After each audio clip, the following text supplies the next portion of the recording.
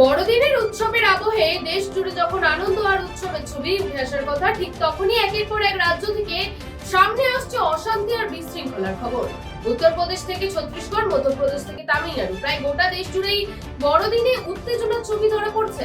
ছত্তিশগড়ের রায়পুরে বড়দিনের দিন একটি শপিং মলে ঢুকে পড়ে গেরুয়া পোশাক পরা কয়েকজন ব্যক্তি।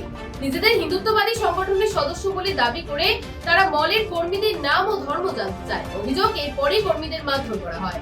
মধ্যপ্রদেশের বিদিশায় বজরং দলের কয়েকজন সদস্য একটি হোটেলে ঢুকে ধর্মান্তরের অভিযোগ তুলে হামলা চালায় বলে অভিযোগ উঠছে। ওড়িশার পুরীতেও বড়দিনে ঘিরে হামলার অভিযোগ সামনে এসেছে একের পর এক। बंद करना है आप लोगों को। सरस्वती पूजा मनाते हैं आप लोग? प्रिंसिपल को बात करने आप प्रिंसिपल कहाँ है?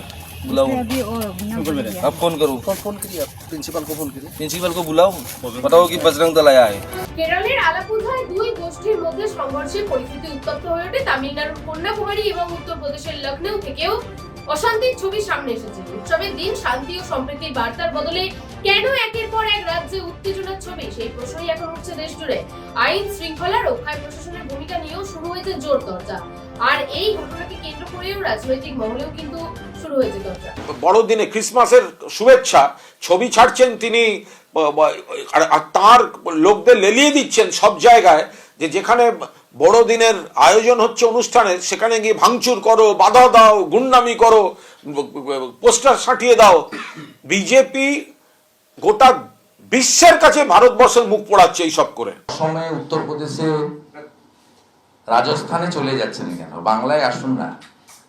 আপনারা জানতে চান না কাকদ্বীপে সূর্যনগরে মা কালীকে প্রিজন ভ্যানে তুললো কেন? সে উত্তর তো পাইনি।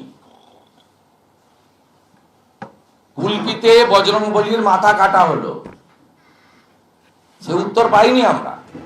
আবার আসছি পরবর্তী সময়ের গুরুত্বপূর্ণ কিছু খবরের আপডেট নিয়ে। ততক্ষণ চোখ থাকুক এই বেলা বাংলার পর্দায়।